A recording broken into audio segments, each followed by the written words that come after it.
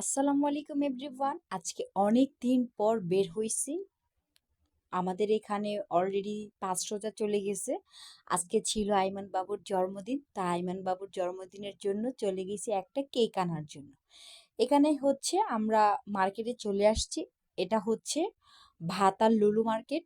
যারা সৌদি আরবে থাকে এটা পুরা ফেমাস ভাতার লুলু মার্কেট।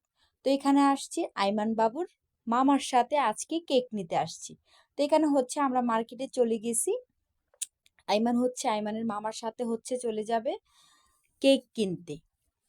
আসলে এই ২টা বছর কিভাবে কাটছে আমি জানি না।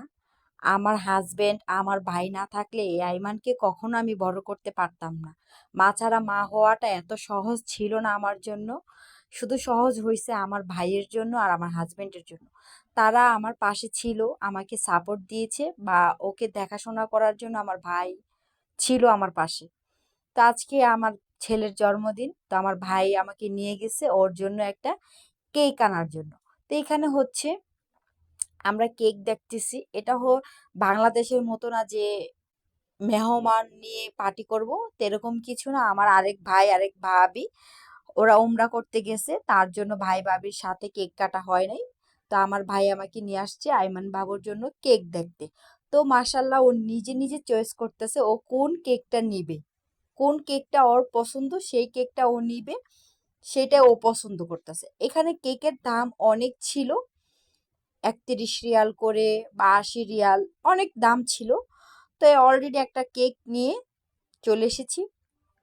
এখানে হচ্ছে দিয়ে দিয়েছি আমরা। ও যে উনি লিখতেছিল আইমান বাবুর হ্যাপি বার্থডে আইমান বাবু, এটার নাম লিখতেছিল। আর হচ্ছে আইমান বাবু এখান দিয়ে একটা কিন্ডার জয় নিয়ে গেছে, সেটা নিয়ে চলে যাচ্ছে। এখন আমরা বিল দিব। তো এখানে ওর মামা আগে চলে গেছে, এখন আমরা চলে যাব।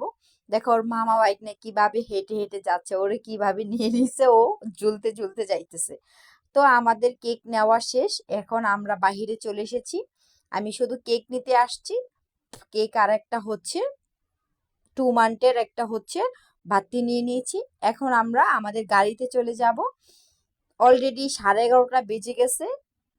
আমরা বাসায় যে কেক কাটবো তার জন্য আমরা তাড়াতাড়ি বের হয়ে গেছি, আর কিচ্ছু নিব না। এখানে ওর মামা চলে গেছে, এখন ও দৌড়াচ্ছে ওর মামার জন্য। এই পর্যন্তই ছিল।